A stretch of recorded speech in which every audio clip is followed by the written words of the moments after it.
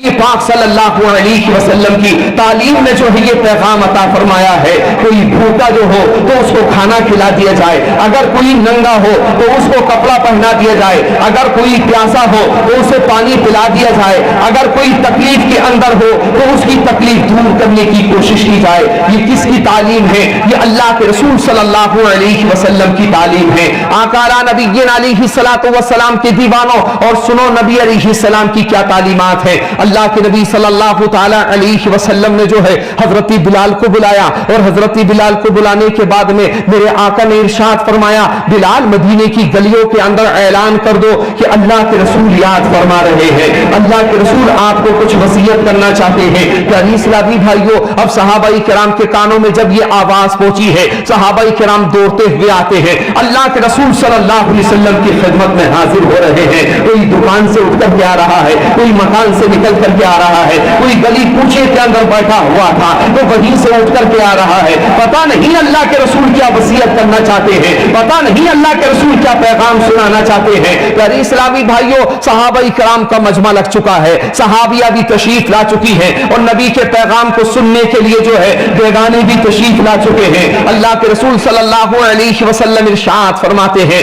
بنی الاسلام علی خمس، اسلام کی بنیاد 5 چیزوں پر ہے۔ سرکار نے ارشاد فرمایا، اے میرے صحابہ، اشہد ان لا الہ الا اللہ و اشہد ان محمدن عبدہ و رسولہ، اس بات کی گواہی دو کہ اللہ کے سوا کوئی معبود نہیں ہے، اور بے شک محمد صلی اللہ علیہ وسلم جو ہے وہ اللہ کے بندے اور اس کے رسول ہیں۔ والصلاۃ، اور دوسری بنیاد جو ہے وہ نماز ہے، والزکاۃ، اور تیسری بنیاد جو ہے وہ زکات ہے، والصوم، رمضان، اور چوتھی بنیاد جو ہے وہ رمضان کے روزے رکھنا ہے، والحج من استطاع علیہ، اور 5واں جو رکن ہے وہ اللہ کے گھر کا حج کرنا ہے۔ سرکار نے ان 5 بنیادی باتوں کا حکم دیا۔ سرکار نے فرمایا، اے میرے صحابہ، کبھی شرک نہیں کرنا ہے، ایک اللہ کی وحدانیت پر قائم رہنا ہے، نبی کی نبوت کو ماننا ہے، نماز بھی قائم کرنا ہے، زکات کی ادائیگی کرنا ہے، روزوں کی ادائیگی کرنا ہے، اگر اللہ تعالیٰ طاقت عطا فرمائے تو حج بھی کرنا ہے۔ صحابہ کرام نبی کی ہاتھ پر ہاتھ دے کر کے بیعت کرتے ہیں، یا رسول اللہ کبھی شرک نہیں کریں گے، یا رسول اللہ اللہ کی توحید پر قائم رہیں گے، یا رسول اللہ آپ کی نبوت کو مانیں گے، یا رسول اللہ آپ کے دین کے پیروکار بن کر کے زندگی گزاریں گے، یا رسول اللہ نمازوں کا قیام بھی کریں گے، روزوں کا قیام بھی کریں گے، زکات کی ادائیگی بھی کریں گے، اللہ توفیق عطا فرمائے گا تو حج کر کے بھی آیا کریں گے۔ سرکار نے سب سے بیعت لینا شروع کی ہے، سارے صحابہ بیعت کر چکے ہیں، لیکن سرکار اقدس صلی اللہ علیہ وسلم کے مجمع کے اندر جو ہے ایک ایسا شخص آیا ہوا ہے کہ جس نے ابھی دامن اسلام کے اندر داخلہ نہیں لیا ہے، جس نے ابھی پیارے آقا کی غلامی کا پٹا جو ہے اپنے گلے میں نہیں ڈالا ہے۔ اللہ کے رسول کی بارگاہ میں عرض کرتا ہے، یا رسول اللہ میں بھی آپ کے پاک دین میں داخل ہونا چاہتا ہوں، میں بھی مذہبی اسلام میں داخل ہونا چاہتا ہوں۔ اللہ کے رسول صلی اللہ علیہ وسلم نے ارشاد فرمایا، آؤ میرے ہاتھ پر بیعت کر لو، اور اللہ کی وحدانیت کو مانو گے، مجھ محمد کی نبوت و رسالت کو مانو گے، اور شریعت کے اصول پر عمل کرو گے۔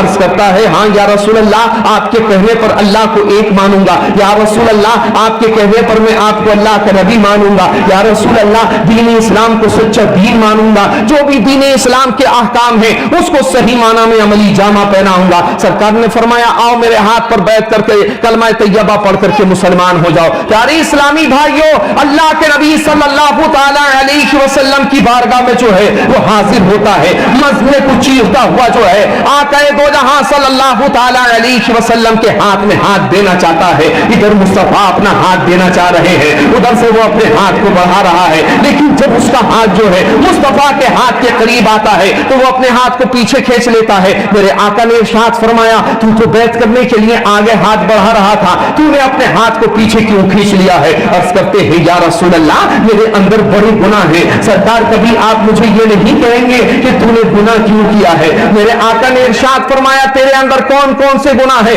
اس نے عرض کی، یا رسول اللہ میں تو چور بھی ہوں، یا رسول اللہ अल्लाह मैं तो शराबी भी हूं, मैं तो जानी भी हूं। सरकार कभी आप मुझे ये नहीं कहेंगे तूने जिना क्यों किया है, कभी आप मुझे ये नहीं कहेंगे तूने शराब क्यों पी है, कभी आप मुझे ये नहीं कहेंगे कि तूने चोरी क्यों की है। अल्लाह के रसूल सल्लल्लाहु अलैहि वसल्लम ने इरशाद फरमाया, सुनो इस्लाम का नुक्ता नजर ये है, अगर कोई शराब पीता है तो हम उसको कोड़े लगवा दिया करते हैं, अगर कोई जिना करता है हम उसको संसार करा दिया करते हैं, अगर कोई चोरी करता है तो हम उसके हाथ कटवा दिया करते हैं। अल्लाह के रसूल ने फरमाया ये इस्लाम का आईन है। हज़रत मोहतरम कहने लगा, अल्लाह के नबी ये ऐब मेरे अंदर इतने बढ़ चुके हैं, इन गुनाहों से मुझे निजात नहीं मिल सकती है, मैं गुनाहों का आदी हो चुका हूं। अल्लाह के रसूल अगर मैंने इस्लाम कबूल किया और फिर उसके बाद में ये गुनाह अंजाम दिए तो मेरे ऊपर हद कायम कर दी जाएगी, मैं तो हलाक हो जाऊंगा। अल्लाह के रसूल फिर मैं मजहब इस्लाम में दाखिल नहीं होता। सरकार ने फरमाया बैठ जा। हज़रत मोहतरम बैठ जाते हैं। थोड़ी देर के बाद में मेरे आका ने इरशाद फरमाया,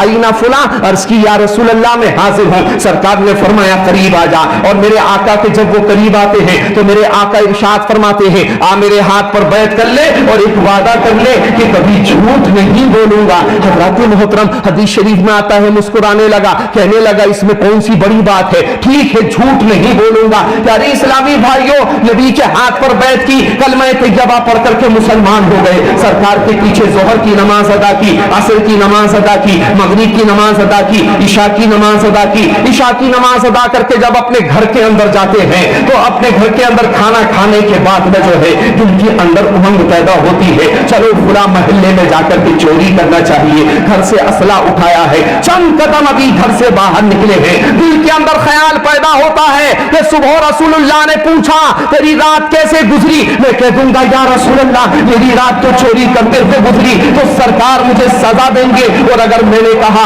कि या रसूलुल्लाह मैंने कोई चोरी नहीं की तो मैं अपने वादे से गिर गया। हज़रत मोहतरम कहने लगे जबकि मैंने नबी से वादा किया है झूठ नहीं बोलूंगा। उल्टे कदम आए, घर के अंदर लेट जाते हैं, नींद नहीं आ रही है, बड़ी बेचैनी का आलम है, आधी रात गुजर चुकी है, दिल के अंदर फिर ख्याल पैदा होता है कि फुला के घर जाने के बाद में जिना के बाजार को गर्म करना चाहिए। हज़रत मोहतरम अभी चंद कदम चलते हैं और जैसे ही चंद कदम चले हैं फिर दिल के अंदर ख्याल पैदा हो जाता है, अगर सुबह रसूलुल्लाह ने पूछा मेरी रात कैसे गुजरी, मैं कह दूंगा या रसूलुल्लाह मेरी रात तो जिनाकारी करते हुए गुजरी तो सरकार संसार करा देंगे। और अगर मैंने कहा कि या रसूलुल्लाह मैंने कोई जिना नहीं किया तो अल्लाह के नबी से झूठ बोला जबकि मैंने वादा किया है कि झूठ नहीं बोलूंगा। हज़रत मोहतरम उल्टे कदम आ गए हैं, नींद नहीं आ रही है, 2/3 रात गुजर चुकी है, सोचा लाओ थोड़ी सी शराब पी लेता हूं, शराब की मदहोशी में नींद आ जाएगी। हज़रत मोहतरम शराब का जाम जो है अपने लबों के करीब लेकर के आए हैं, अभी घूंट मारना चाहते ही थे,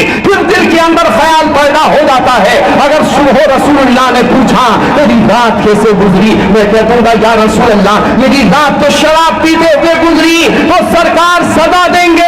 और अगर मैंने कहा या रसूलुल्लाह मैंने कोई शराब नहीं पी तो मैंने अल्लाह के नबी से झूठ बोला जबकि मैंने वादा किया है झूठ नहीं बोलूंगा। जाम को वहीं रख दिया। हज़रत मोहतरम सुबह हज़रत बिलाल मुअज्जिन ने आजान दी, मस्जिद नबवी में आए, मेरे आका के पीछे नमाज अदा की और मेरे आका अलैहिस्सलाम ने नमाज फजर के बाद में इरशाद फरमाया, ओ फुला इब्ने फुला तेरी रात कैसी गुजरी। उसने खड़े होकर के अर्ज की या रसूलल्लाह मेरे माँ बाप आपके नाम पर कुर्बान हो जाएं, आका जो मैंने आपसे वादा किया था झूठ नहीं बोलूंगा, उसी एक वादे में मुझे सारी बुराइयों से निजात अता फरमा दी है। सरकार फरमाते हैं अल किस्बो योलक, झूठ इंसान को बर्बाद कर देता है। ताल्लुकात में बैठ करके झूठ ना बोला करो, दोस्ताने में बैठ करके झूठ ना बोला करो, रिश्तेदारी में बैठ करके झूठ ना बोला करो। अल्लाह के रसूल ने यहां तक इरशाद फरमा दिया कि जिसने झूठ बोला कल क़यामत के दिन मेरे करीब भी नहीं होगा। और सरकार फरमाते हैं अस्सिद्क़ु इला सिरातिल मुस्तक़ीम, ये जो सच है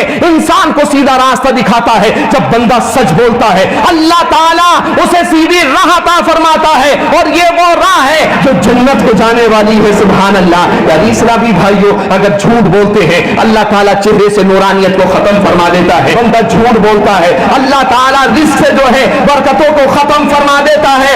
और अगर बंदा सच बोलता है तो अल्लाह ताला चेहरे पे नूरानियत अता फरमाता है, गुनाहों से हिफाजत अता फरमाता है, बेहियाई से हिफाजत अता फरमाता है। और याद रखिए जब बंदा सच बोलता है तो अल्लाह ताला अहकाम शरअ पर अमल की तौफीक अता फरमा देता है। और जो अहकाम शरअ का पाबंद होता بہتر فرما دیتا ہے اس کی آخرت کو بھی بہتر فرما دیتا ہے۔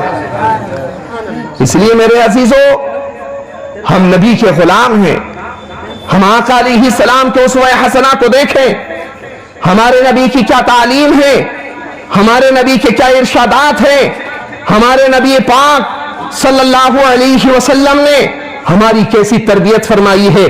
ہمیں اپنی تربیت پر غور کرنا ہے، ہمیں جو ہے اپنی منمانی زندگی نہیں گزارنی ہے۔